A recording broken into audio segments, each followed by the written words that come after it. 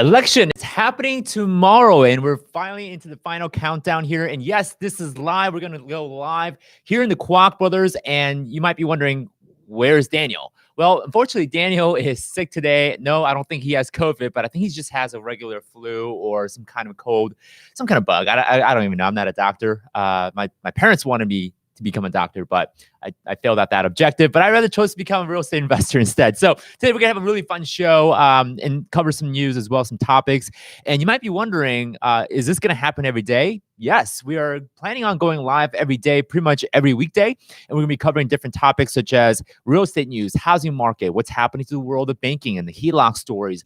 We're gonna be covering, especially now, what's gonna happen with the election and how that may affect the housing market as well as the economy. So a lot to cover today. We got three major things. So we're going to cover what's happening with mortgage forbearance. In fact, there's some recent developments as far as what's happening in the mortgage forbearance world, and we'll give you guys that update pretty soon. We'll talk about the latest stimulus news. I know we've been covering this stimulus, shenanigan for the last 3 months. Nothing has happened. We got some couple things that we want to cover as well. And last but not least, we're going to get to the top of the headline, which is the election. What's happening with the election? How's that going to impact not only the real estate investing and real estate housing market, but also we're going to talk about how that may affect banking more so. And Daniel will be back hopefully tomorrow to cover more about how the election may impact the housing market as well. So like I mentioned, we're going to be going live every single day and mostly every day. This Friday, in fact, we have a live event. So we won't be going live this Friday, but we'll be going live pretty much every day. And we'll give this a try. We haven't gone live every day since, I don't know, a whole year now, right? Nick can probably tell you, the last time we went live every single day, I don't think we ever gone live every single day, right? Yeah, everything is pretty much pre-recorded till now, and we're going to go live every day, and we're going to give this a shot. We're going to go probably till December and see, if you guys are liking the show. If you guys don't, we may scrap it. We may go back to doing recorded videos, but we want to provide live events as well as an opportunity for Q&A, mainly because there's a lot of things happening right now, especially the housing market. There's a lot of uncertainty for 2021. So we're going to be covering a lot of different things. So let's go and get to the first thing ever, which is mortgage forbearance. Now, I chose this topic because what's happening right now with COVID-19. We're getting another peak, another wave of COVID-19. And here I thought, oh my gosh, right? I thought this is going to be over by now, and yet we're still stuck here with COVID-19. And apparently it's getting worse. In fact, there was a recorded case of 88,000 new cases just last week. And that's one particular day. I'm not even talking about the whole entire week. I'm talking about one particular day that we experienced 88,000 new cases, which is insane. So this leads me to believe that there's going to be a resurgence of lockdowns, more furloughing, more unemployment. People are going to be let go. I'm hoping that most companies and businesses have found a way to adapt and not close down, but we may see another wave of closures. We may see another wave of shutdowns. We're already seeing it here in Illinois, where for about one more week, we're going to be shut down. No more restaurants. I think gyms are still open, but most restaurants are shut down here in the northern part of Illinois. So what that makes me believe is that there's going to be a stress or some kind of hardship on a financial level where most people or a lot of people are unable to work, and therefore they may have a harder time paying their mortgage. So what's happened was that the previous mortgage forbearance program set by the CARES Act back in March said that we have till October 2020 for you, individual homeowners, to request a mortgage forbearance. Now, what is a mortgage forbearance? We'll cover this real quick. But mortgage forbearance is simply a temporary pause on paying your mortgage. This is designed so that if you have any financial hardship or challenges, maybe you're going through some kind of life event, this is so that the banks are going to give you a break so that you don't have to make any mortgage payments for temporary. So what CARES Act did was that it allowed individual homeowners to take a mortgage forbearance with less penalties. Prior to the COVID-19 situation, you could have gotten a mortgage forbearance very rarely because the economy was doing really, really well. But before this whole COVID-19 scenario, if you chose to go and get a mortgage forbearance, what ended up happening was that it would damage your credit and it would cause you to delay in terms of getting any new financing or refinancing for up to 12 months. So if you chose to go get a mortgage forbearance, and let's say you're done with the mortgage forbearance and you want to get new financing, or you want to go apply for a refinance, you would have to wait 12 months of satisfactory payment before you can go and get another finance, another mortgage, or refinance previously. Now, with this new mortgage forbearance program with COVID-19 CARES Act and some changes along the way, there's less of a impact on your credit. In fact, there's zero impact on your credit. So it's not going to hurt your credit as much. And you don't have to wait 12 months until you can go and get a new refinance or go get another mortgage. All you have to do is make 3 consecutive satisfactory payment for you to go get new financing. So this is actually set to expire October 30th, but just recently, a couple weeks ago, FHA did change and extended the mortgage forbearance program to December 31st, 2020. This is good because right now we're seeing another spike in coronavirus cases. Again, could mean more unemployment, could mean more furloughing. It could be crazy things. So right now, it's never too late to take the mortgage forbearance program if you absolutely need it. If you are in your last leg, if this is going to be your worst case scenario, if you're unable to make your mortgage payment, take the mortgage forbearance. It's far better than going to notice default and foreclosure. It's going to be bad. Now, what concerns me is what happens after the forbearance. And luckily, the FHA and a lot of the government-backed mortgage programs had set guidelines as well as plans for individual homeowners, and it will make it less harsh as to what happens after the mortgage forbearance. But what concerns me is that those individuals with private mortgages, mortgages that are not owned by or at least being backed by the federal government, they may deal with some sort of foreclosure action, or they may deal with some additional hardship, because what happens is that they may have to owe the entire amount of forbearance balance in lump sum payment, meaning if the banks gave you 3 months of forbearance, the banks may require that you pay 3 months of your mortgage payment all in one single payment on that 4th month, which obviously makes it pretty hard for most homeowners and individuals going through this whole coronavirus pandemic to make that payment happen. So that's what concerns me right now is not the folks with the FHA and government-backed mortgages. I'm more concerned about the private homeowners and individuals that have private mortgages that are not necessarily backed by the government. Now, the good news is a lot of the mortgages right now are backed by the government, FHA, VA, even Fannie Mae, Freddie Mac, those types of loans are backed by the government. So a lot of the guidelines right now are softer. It helps the homeowners, but it's the private mortgages that concerns me the most. So if you guys are being impacted, if you guys are sensing that there might be another wave of unemployment, furloughing, it's a great opportunity to take the mortgage forbearance if you absolutely need it. But just know, before you get into the mortgage forbearance, have an exit strategy. And what I mean by exit strategy is, what do you plan on doing after the forbearance period is over? Now, the banks are giving people, and I'm talking about FHA, government-backed mortgages. Luckily, banks are giving options as far as what you can and cannot do. So the banks are, of course, you can always make that lump sum payment if you can catch up. Great, awesome. But what most banks are offering right now is that if, let's say, you were in forbearance for 6 months, what the banks are allowing you to do is taking that 6 months of mortgage balance and then putting it into the rear of your mortgage. So it's going to be treated as a second lien debt that you don't have to pay for right away, but it does have to be paid for if you choose to either refinance or if you choose to sell the home. Right, those are going to be scenarios where you have to take care of that balance where you didn't have to pay because of the mortgage forbearance. So right now, that's been extended to December 31st, 2020. Take advantage of it if you absolutely need it. I get the feeling that we're not quite out of the woods yet when it comes to COVID-19. In fact, there's talks right now that in Europe, there's a whole nother strain, another mutated form of COVID-19, and we don't know how deadly it is. We don't know how fast it can spread. So I have a feeling that we're not quite out of the woods yet. So that's pretty much it as far as the mortgage forbearance. But that leads to another conversation about, should you refinance? And I get this question quite a bit. I get a lot of questions like, Sam, the interest rate's super low right now. Should I refinance? My mortgage broker says I can save a couple $100 a month on refinance. Now, I'm kind of 50-50 on this, but I did make a video a couple weeks ago how using the HELOC strategy, right? Using a HELOC to pay down your mortgage is going to be superior way and actually transcends the need for refinance. And here's why.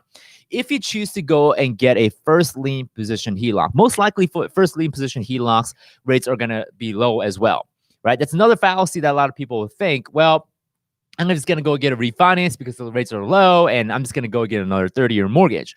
Well, if the rates have dropped, then the rates have dropped for a lot of different financial products, such as a first lien position HELOC. So yes, should you refinance 50-50, mainly because you can still quote unquote refinance into a first lien HELOC and you get to experience a lower rate. But with the first lien HELOC, now you can pay down that balance even faster using our strategy. Now, if you guys are wondering, what are you talking about? What is this whole HELOC strategy thing? Well, we do have a strategy that allows you to pay off your mortgage very quickly using a home equity line of credit, either on a first lien position or a second lien position. I'll leave that video down below in the video description. It should be in there. It says how to pay off your mortgage in 5 to 7 years on average. It's a separate video that you can check out after this live show. Go and check it out if you guys are wanting to pay off your mortgage faster. I've had several of my clients who's gone through this and have saved dramatic amount of interest as well as time in paying their mortgage. So is it a good time to refinance? Yes and no. Yes, in a sense that you can go and hop into a first lien HELOC to ultimately pay off your mortgage faster at a lower rate. No, in a sense that if you go and choose to refinance right now, and I talk about this quite a bit in a lot of our videos, and that is you're going to reset your amortization, which means that you're going to end up paying more interest over time, although your mortgage payment may drop. It's this whole conundrum of, your mortgage payment may have been $2,000 a month. After you refinance, maybe your mortgage payment drops to, $1,700 a month. But little did you know that if you choose to refinance into another 30 years, that resets your amortization, meaning you have to pay all the front-loaded interest back over again. Again, I have plenty of videos covering this, and we'll go into it another day. But if you are choosing to refinance because you want to save money, I believe it's better that you go and check out some of these other strategies, such as using a HELOC to then ultimately pay down your mortgage faster with a lower rate. And again, you can go and check out that video pretty soon. Okay, before we transition to the next segment, which we're going to talk about the stimulus news. What's happening to the stimulus? Are we going to get a stimulus check? Yes or no? But I want to first talk about our free book that you can get for absolutely free. Now, 0 to 75 units in 1 year. This is a book where we're going to show you how my brother and I were able to buy 75 rental units, meaning we have 75 tenants paying us rent every single month. And we were able to do this without using our own money or credit. And no, I'm not BSing yet. We've cheated. We've done it. And we made several videos about it. So if you want to learn how to get into real estate investing, you want to learn how to become a landlord, you want to learn how to buy rental properties without using your own money or credit, this book is going to show you how we did it. And the best part is free. All you have to do is pay for shipping. That's all you have to do. The book itself is $0. All you have to do is pay for shipping. That link is going to be down below, 0 to 75units.com. Again, that's 0 to 75units.com. Get the book for free. We typically ship it out within 4 to 10 days. With the holiday coming soon, we may not be able to guarantee that shipping turnaround, but the book's free. Just pay for shipping. That's all you got to do to get this free book. Okay, so let's go talk about the latest stimulus news and what's happening. And we've been covering this for, gosh, I don't know, 3-4 months. We've been covering this for a long time, and nothing has happened.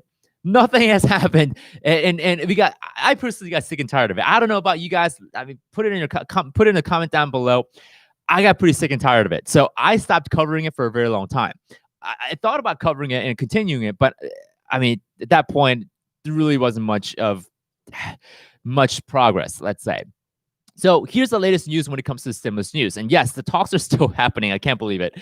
But what's been going on is very interesting because the election is kind of mixed into this. And we'll talk about the election and how this all gonna, wraps around things. But the latest stimulus news is that the Treasury Secretary, Steven Mnuchin, says the funding is ready to go. I mean, we have the money to be able to go and print out stimulus checks if we need to. We have the money. It's not like we're trying to figure out where to get the money. We have the money. The only issue is that there's not much of a agreement as far as how it's going to get passed and when it's going to get passed. And of course, if you guys know how government works, we need to get both the House of Representatives and the Senate and the White House to sign off on the bill in order for anything to get for anything to get passed.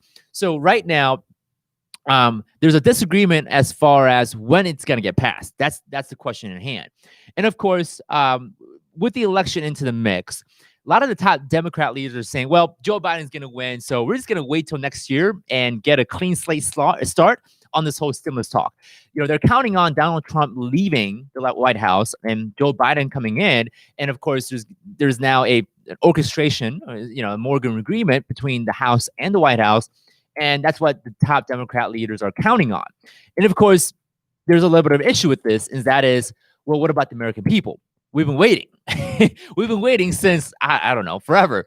So right now, a lot of Americans, a lot of individuals are now economically suffering. And here we are. We have politicians that are choosing to wait till next year because it just seems to be a better time for them to pass any type of stimulus package. And unfortunately, that's kind of what it comes down to. And it's frustrating. It's really, really frustrating to see. What I personally want to see, I'm not one-sided, okay? What I really want to see is that both sides of the aisle come together in agreement and actually passing something for the sake of the people that are suffering. That's it. I care more about unity than one side winning. And I really want the American people, especially those that are furloughed, unemployed right now. We're close to 10% unemployment, although the GDP went up last quarter. But I want to see Americans do well and not get hurt because of the COVID-19. And unfortunately, Daniel and I have been tracking this economy thing, for a long time, and since 2017. And we do suspect that there could be a recession 2021. It is likely. We are due for a recession. We haven't had a recession since 2008. It's been quite a bit of while. But unfortunately, no matter who becomes the president, we are suspecting some kind of recession or market correction. We don't know how powerful it's going to be. We don't know how deadly it's going to be, but we do suspect some kind of recession. And I hate to be the Debbie Downer. That's not who I want to be. I want to give you guys hope. I want to give you guys ways to skirt around it.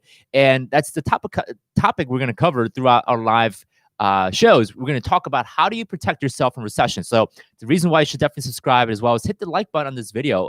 So if you guys want us to continue doing live shows every single day, covering different topics, answering questions, we'll get to Q&A, towards the end of the video and the show. But if you guys want to continue making these shows, definitely show us some support by subscribing to our channel. Now, of course, President Trump is saying that he'll pass the new stimulus package when the election is over. Now, President Trump still has technically till January 21st when he's president, right? He's still got the full 3 months left, or close to 3 months left, for him to do something as far as being a president in the event that he loses. So there's still ways that President Trump can do something here as far as election. But if Joe Biden does win, if he wins tomorrow night as the new president of the United States, it is likely that the top Democrat leaders will stall till next year, after January 21st, after the inauguration event, to pass anything. Which, unfortunately, again, I'm not one-sided, or I'm not picking side, but I would rather see this stimulus package passed pretty soon, no matter who becomes the president, because right now, who matters is you, the American people. So definitely not a good thing. Unfortunately, we have to play this political game. Kind of frustrating. So, but that's the latest stimulus news. Now, a little tidbit I want to get to. This is actually a very interesting news. We've been covering this topic of EIDL, Economic Injury Disaster Loan, for several videos, and we're gonna make this one quick because there's not a whole lot. But other than the fact that there's been now new reports from the SBA that over 78 billion, not million, billion with the B, dollars have been either approved or dispersed and now considered fraudulent. You guys get that? $78 billion have been approved and dispersed to people and is now considered fraudulent. And it's considered fraudulent because a lot of these applications have been applied using the same IP address, same business address, same bank account. And there's been multiple occurrences of this happening, to where the SBA and of course the government is looking into ways to prevent this from happening. But $78 billion, folks, $78 billion have been marked as fraudulent EIDL SBA loans. That is insane. $78 billion.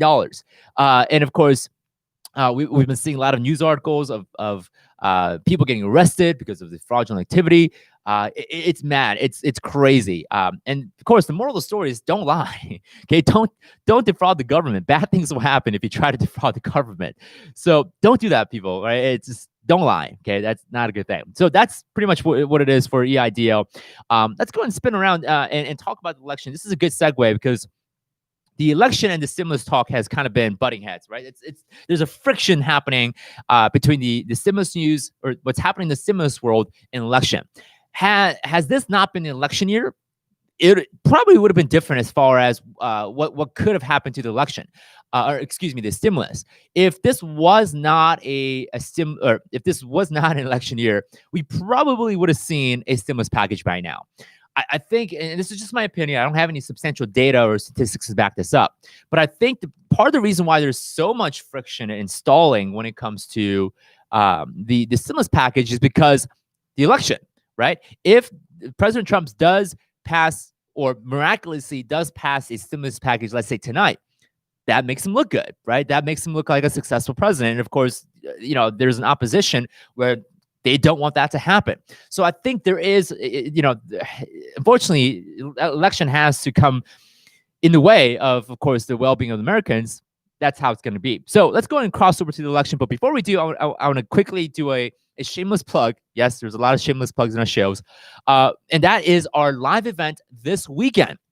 Now, this weekend, Friday, Saturday, Sunday, we're doing a free, yes, the word is free, 3-day real estate investing training workshop. And it's not just us. It's going to be involving many industry leaders, such as we have Ty Lopez, we got Jerome Maldonado, we have Sean Maloney. We have so many powerful industry leaders coming in to speak. It's going to be a live virtual event. The ticket's free, by the way. So you guys can go and get your free ticket down below, eliterealestatesociety.com. That's going to be in the video description below. Again, that's eliterealestatesociety.com. Go get your free ticket, guys. Attend the free event. It's 3 days of some powerful real estate investing training. If you guys want some training on how to get into real estate and how to dominate in the real estate world. So Daniel and I are speaking. Ty Lopez is speaking. Jerome Maldonado is speaking. I think we have Brandon Elliott speaking. We have topics such as Airbnb, how to get into Airbnb, commercial real estate, e-commerce with Ty Lopez. We're of course going to talk about how we went from 0 to 75 units in 1 year and share some tactics on that. So definitely go and get your free ticket because it's gonna be a great event. It's gonna be a fun event. And we got some really cool speakers coming to the show. Okay, let's go and talk about the last topic for today's show. And of course, we're going to go ahead and wrap it up with a Q&A. If you have any questions or comments, we'll address those. But let's go and talk about election from the angle.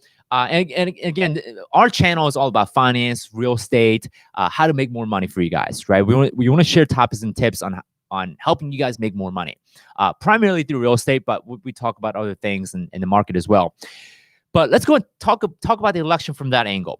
How does each candidate stack up when it comes to different topics such as housing market, real estate, banking, making money, entrepreneurship in general? And that's primarily what I want to talk about for the last segment here. So what does it look like for the real estate landscape? And I covered a little bit about Joe Biden's tax plan. And I have to say, it's not looking good for business owners. It's great for regular Joe Schmo, no pun intended there, but it's great for regular people that have jobs that they're, and I'm not devaluing them as human beings. I think every human being's equally, we're all valuable. That's not what I'm pointing out here. But what I am pointing out is that former Vice President Joe Biden's plan doesn't look too good for businesses, and it doesn't look too good for real estate. I'm just being candid. It's just my opinion. Again, I'm trying to keep social politics away from our shows. But let's first talk about the issues with former Vice President Joe Biden's tax plan. The biggest thing for real estate is that he wants to get rid of the step-up basis. Now, the stepped-up basis is basically, let's say you are an elderly person, and may this never happen, but let's say you're an elderly person, you bought a home 30 years ago, and you bought it for, let's say, $50,000, right? I'm just, making up some numbers here. And let's say you decide, or let's put it this way, guys, this is a very interesting, awkward scenario, but interesting scenario. But let's say you pass away. Unfortunate. Again, I hope this never happens. I'm not wishing this on anybody, right? I don't want anybody to die. Let's make that clear. But let's say you bought the property $50,000 30 years ago, but at the time of your passing, let's say your property is now worth $250,000, right? Over time, real estate appreciates and value goes up. So there's a capital gain of $200,000, right? Now, if that property is to pass on to your kids as an inheritance, right? Right now, the stepped up basis basically says that your kids don't owe any capital gains. The $200,000, typically you will pay 15-20% tax on that $200,000 gain. So it would be as if you made $200,000 at the time that you pass away, and that gets passed to your kids. Well, the problem with former Vice President Joe Biden's plan is he wants to get rid of that. He wants to where if you pass away and you pass on the property to your kids, and if your kids decide to sell, then they would have to pay taxes, typically anywhere between 15 to 20% on that $200,000. That's called a stepped up basis. So again, not a good thing when it comes to, of course, people with property and assets. That's one of the things that the former VP wants to get rid of. The next thing that he wants to get rid of is the 1031 securities exchange. Now, what a 1031 securities exchange is if you have, let's say, you bought real estate for investment purposes. Let's say you bought a rental property. Same scenario. You bought it for $50,000, and today it's worth $250,000. Now, let's say you decide to sell the property at $250,000, but in a short time period, you want to switch and buy an apartment building, right? You want to do an upgrade from a single family house to an apartment complex. Well, if you choose to sell and then take that proceeds and put it into buying the apartments, what happens is any capital gain taxes that you would have paid is further delayed and it's carried into the apartment. So you don't have to pay typically 15 to 20% tax on that $200,000 capital gain. So you can do an exchange. That's why it's called security exchange. You can take this house, sell it, and buy an apartment. Any taxes that you would have paid, it's further prolonged, it's further delayed until you end up selling the apartment, unless you do the 1031 securities exchange again with that apartment as well. Well, former Vice President Joe Biden wants to get rid of that, and he obviously wants to create a policy that taxes you at the event that you choose to sell, even though you want to take that proceed and put it into another asset or kind asset, which is an apartment building. So those are two major policies that's definitely gonna go ahead and affect the real estate landscape. Doesn't look too good for real estate investors and businesses that have real estate. But what about Donald Trump? I think President Trump if he were to get reelected, and that's if, right? He's got quite a bit of work to do as far as protecting the landlords, protecting the tenants, protecting the businesses. And I think it all comes down to how quickly can his administration deal with COVID-19. And right now, it doesn't look too good. There's new cases happening. We're at a record high right now. I don't know if you guys seen the charts lately, but it's not looking good as far as the COVID-19 and the amount of cases and so forth. Although the death rates have gone down, cases are going up again. So I think if President Trump were to get reelected, there's an uphill battle for him as far as how quickly can he quell COVID-19 situation, and that I believe has kind of a trickle-down effect as far as housing, landlords, and how quickly can we get back to the quote-unquote new normal. So right now, as soon as President Trump does get reelected, and again, I'm not saying if he will, he's not. If he does get reelected, he has to head into dealing with stimulus. That's number one. And number two, he has to deal with COVID-19 and how fast can we protect the public from the deadly virus. So those two things are probably what's going to be a good indicator whether we're going to have a thriving economy or we're not. And again, Daniel and I already made a prediction that we're probably going to see a market drop, a recession in 2021. But that's happening no matter who's the president.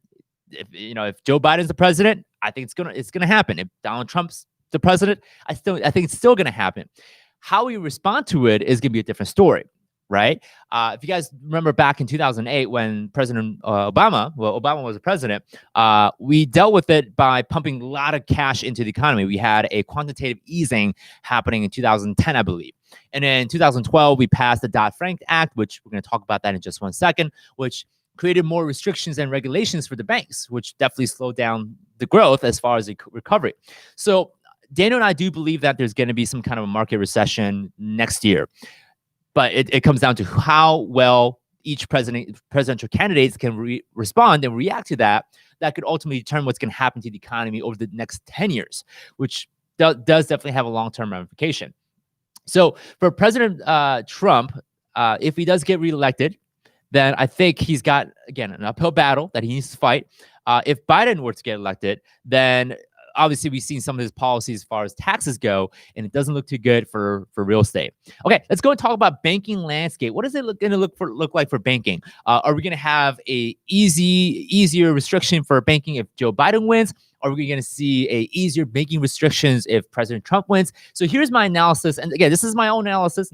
No data to kind of substantiate this, but this is just my own analysis as to what could happen based on past historical performances in the economy. So if Joe Biden does win tomorrow night, how does that work for the banking landscape? So I believe that lending will get tighter. I think there's going to be a lot more restrictions for lending, and there's going to be a lot of discouragement from the banks to lend. And here's why. We've seen some of the tax policies that Joe Biden wants to implement as far as taxing wealthy individuals. If you're making over $400,000, you're pretty much doomed if Joe Biden becomes president. And there's going to be even more taxations to the corporations. Right now, the corporate tax rates, I can't recall. I think it's, and I can't believe I can't remember this, but Joe Biden does plan on raising the corporate tax rate back, I believe, to 39%. Right now, it's, I think, 32. Someone fact check me, please. Nick's fact checking me there. But Joe Biden does plan on raising the corporate tax rate back to, I believe, 39%. Nick, do we have the data? Okay, so Nick's looking at that data because I don't want to be wrong, folks. I don't want to be fake news, right? That's not what we want to be here. So, okay, so it's 21% right now. That number was on my lips, but I don't know why it didn't come out. But right now, the corporate tax rate is at 21%. What was the tax rate before the tax cut in 2017? I believe. I believe it's going to be going back to either 28 or 39. I think 30. There we go. So the corporate tax rate was 38.9, folks. 38.9%. So if you're a corporation, you were paying close to 40%. Now it's 21%, which is pretty darn good. That's going to bring, obviously that makes more companies want to come to the United States to do business because they have to pay less taxes. So what would happen if the tax rates were to go back to closer to 39%? I'm not saying it's going to go back to 39%, but it'll probably go back closer to 39%. What's going to happen is, that's going to go ahead and kill the earnings of these companies. Thus, the stock market's going to be crushed probably, and you'll probably also see, the market slowing down. There's going to be less investor confidence, less investors wanting to invest in the economy. And what happens is, if there are less investors or less investment dollars circulating in general, we're going to see fewer purchases of mortgage-backed securities.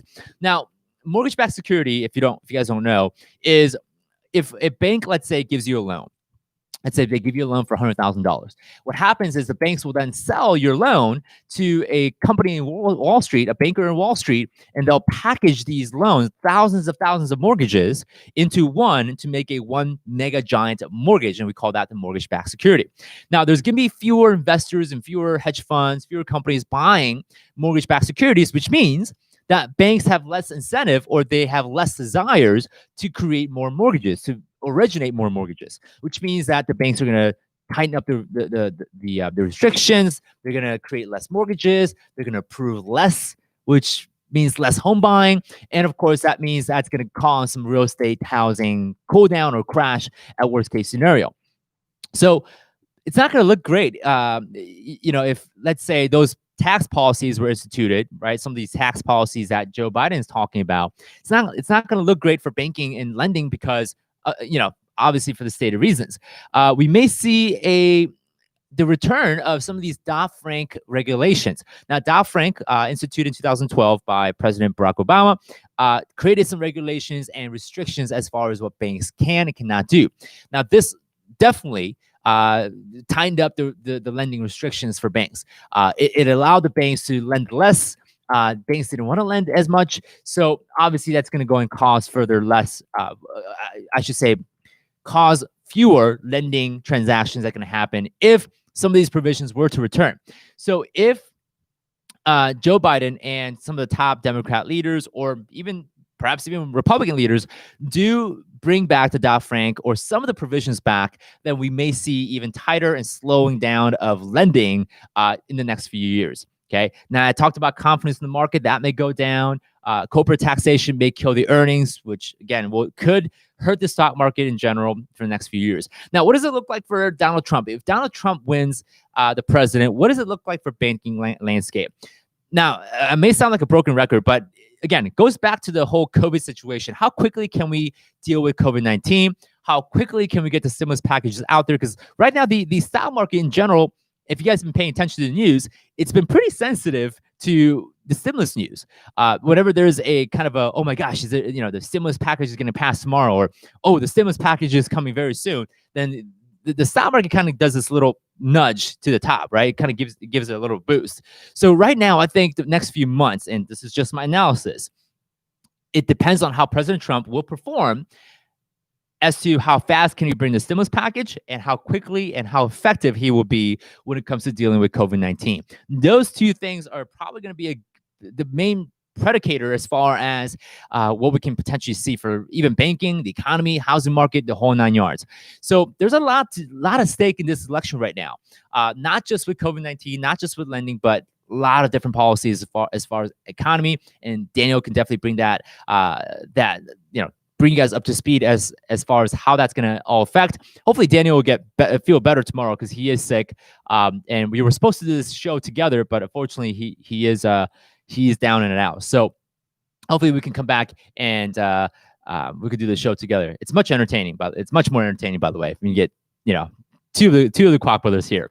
Okay, so let's go and answer some questions as far as some of the things you guys may have. So let me get to the channel real quick because I do want to be able to see this. So let's get to see what you guys are saying here. Let's go and address some questions. So let's go and answer some questions. If you guys can put in your questions, that'll be great.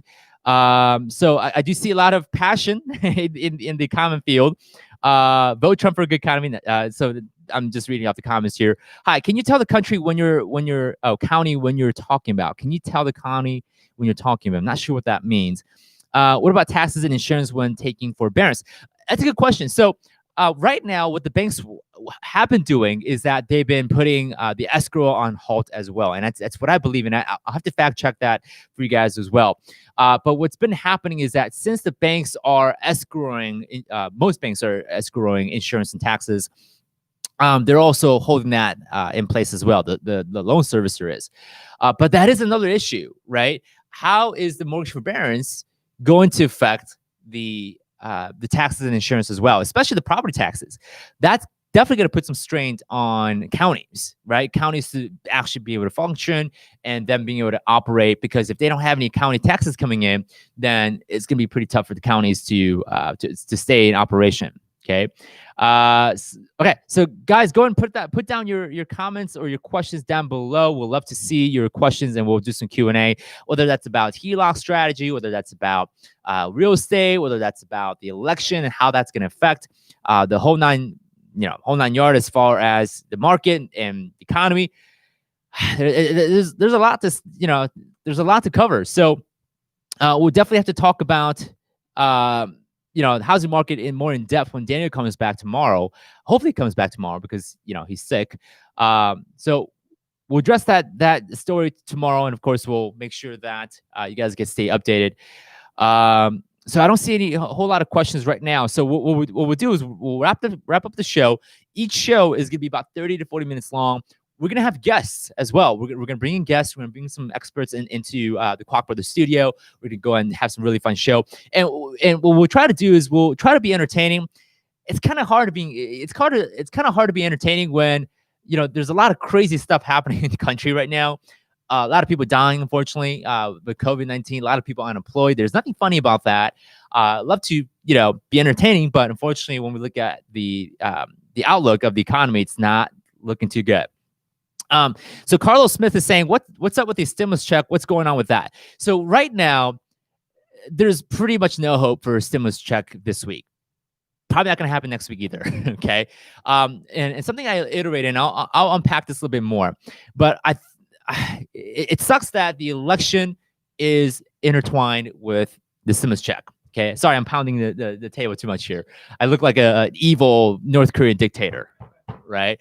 That's a joke. Okay, YouTube, please don't shut me down. Yeah, no, I'm not a North Korean spy. So it just sucks that the election is intertwined with all this, because it pretty much comes down to, it came down to an election political game, right? If this is what it looks like, right? If Donald Trump and Republicans do pass this stimulus package, then it makes him look good. Therefore, he looks like the savior of the United States. If of course, if Donald Trump doesn't pass a bill, if GOP doesn't pass a bill for stimulus package, it just makes that much more an argument for Democrats saying, well, Donald Trump didn't do anything, he sucks, therefore Joe Biden needs to be president, and we'll pass our own bill. So right now, top Democrats, and they haven't kept this a secret. They came out and said that we're pretty much counting on Joe Biden to win. We already have that bet.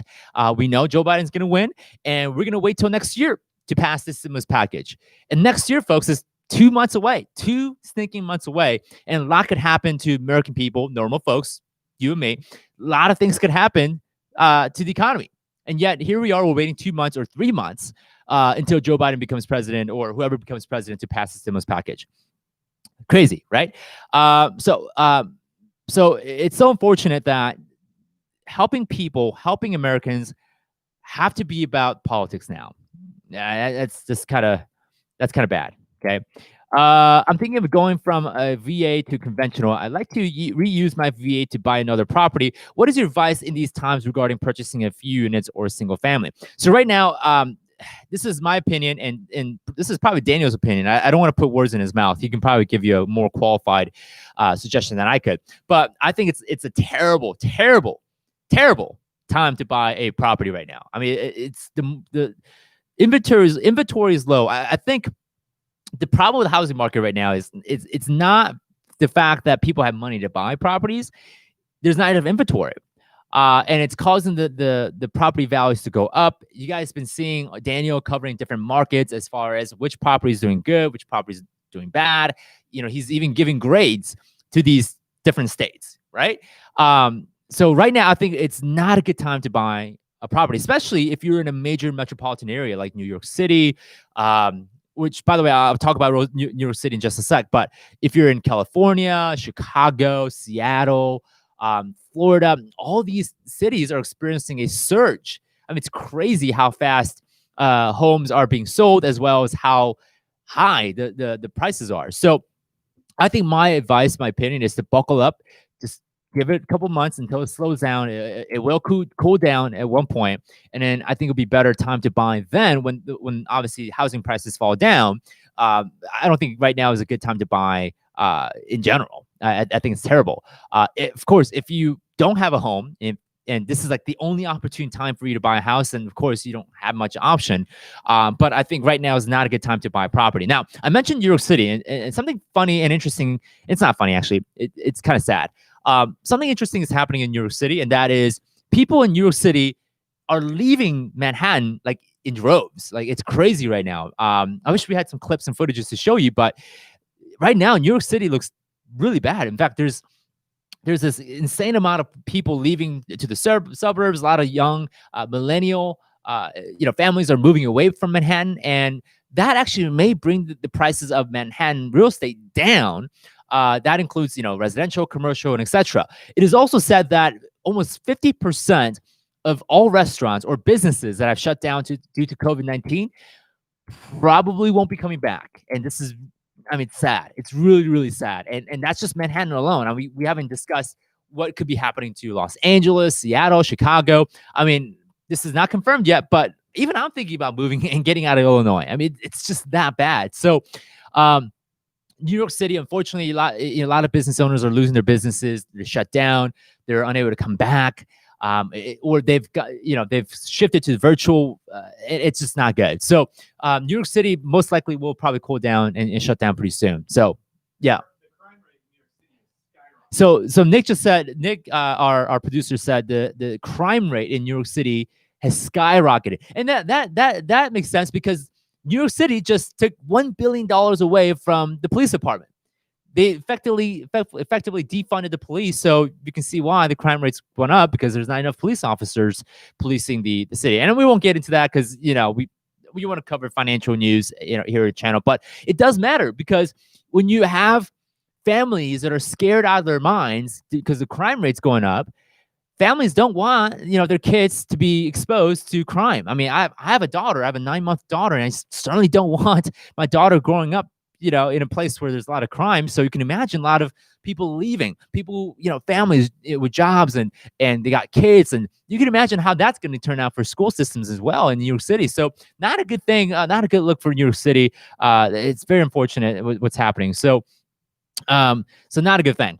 So let's go and answer some couple questions, and we'll kind of wrap up the show, and we'll come back tomorrow, same time, 11 a.m. till 11 a.m. Central, that is, depending on where you're watching, right? It might be different. So Ismara is saying, how much time is required after the purchase of the house to apply for a HELOC? Depending on the banks, banks have different seasoning requirements. The banks that we work with, at least the ones that we know, they don't require any waiting time at all. In fact, you can probably just go get a HELOC right away as soon as your loan settles, it closes, and it seasons. One thing you do have to watch out for is that certain mortgages do have a prepayment penalty. Some mortgages, it's more common in commercial, but a lot of mortgages in residential world could have prepayment penalty as well. If you pay off your mortgage too early, then of course, there might be some penalties to that. So that's something you need to worry about, more so than are you allowed to get a HELOC soon enough, yes or no. Okay. Okay, so let's go and answer some questions down below. Okay. Okay, let's keep on going down here. Phil H is saying, I think housing is going up due to the interest rate being low and people transferring from more expensive states to cheaper ones. Houses are expensive in most areas. Yeah, there's some truth there, because Tennessee and Texas, they're experiencing a surge of migrants. And this is true from people from California, right? We've seen a lot of popular figureheads and celebrities going from California, moving to Texas. We got Joe Rogan, who just moved to Austin, Texas. Tesla moved to Austin, Texas as well. We got some well-known people from California moving out to these, I wouldn't say better, but economically more favorable states when it comes to running businesses. So yeah, that's pretty much what's happening, and that's a thought for me too. That's an idea that I'm kind of, it's in my head. The question is, should I move? Right? Should I move out of this state of Illinois and go to places like Texas, Tennessee, Florida? Right now, Florida is calling my name because it's getting cold here in Illinois. We had our first snow last week, so you can imagine. All right. Okay, let's go ahead and wrap up the show with the last question. We'll be done for today, and we'll go ahead and continue back up tomorrow. I don't think there's much questions other than the fact that we have just comments. Yeah, I don't think we have much questions anymore. So, all right, folks. So tomorrow, 11 a.m. Central Time, come back here. We'll continue with our show. I want to love and appreciate all of you guys for tuning in to our live show. We're going to be doing this every single day, Monday through Friday. We'll have guests. We'll have Daniel. We'll have different, actually, topics for each day as well. Today, we just covered some general news, right? We didn't get to a really specific topic, but I just want to catch you guys up as far as what's happening in the world, give you my inputs and opinion, how this is going to affect real estate, how this is going to affect how you make your money, small businesses, entrepreneurship. That's what we're all about. So here's how we're going to run the show. We're going to have housing market days where the whole show is just about housing market. We're also going to have a show where you'll get the chance, if you're into real estate investing, you'll get the chance to come onto our show and pitch your deals, and we'll give you our feedback. We'll kind of analyze the deal for you. So if you are in real estate investing and you buy rental properties or maybe fix and flip homes, bring your deals to us, and we'll kind of break it down here in live show. We'll tell you whether it's a good deal, whether we would invest in it or not, why not, why we would. We'll cover those topics, and also we'll have days where we have guests to talk about different financial topics and strategies and tips to give you guys. We'll talk about how to pay off your mortgage faster. We'll talk about how to use life insurance to build wealth. We'll talk about investing in maybe Airbnbs. I mean, there's so many different things that we can talk about, and we'll bring those. We'll bring guests who are experts in those types of areas. Oh, we should. This is a cool idea. Let me know what you guys think about this. Towards November and December, tax season or tax year is wrapping up. What do you guys think about bringing in a CPA or a tax professional to give you guys some tips for taxes? Would you guys like that? That would be cool, right? That would be pretty cool. I mean, just it's the last month of the year, and you're figuring out, okay, where can I save money on taxes? How can I get some write-offs, right? I mean, this year or last year I was hammered with taxes. Holy smokes! It definitely made me upset. I mean, you should have seen me. I was pounding the desks. I was like, I was ready to I don't know. I don't want to get too violent with my words, but so I'm seeing a lot of yeses. I'm seeing a lot of good feedback. So yeah, sometime next month or maybe this month, we'll bring a CPA or a tax professional. We'll talk about taxes, how you can save money on taxes. And folks, don't wait till next year to prepare for taxes. That's a bad tax plan. Okay, tax plan starts like now. Like you gotta start looking at your finances very, very soon. So yeah, so we'll do some tax talks and we'll do some really cool, helpful tips for you guys as well. So with that being said, guys, appreciate and love you guys. We'll wrap up the show. We'll come back here next tomorrow, 11 a.m. same time, same place, and we'll cover some really interesting news.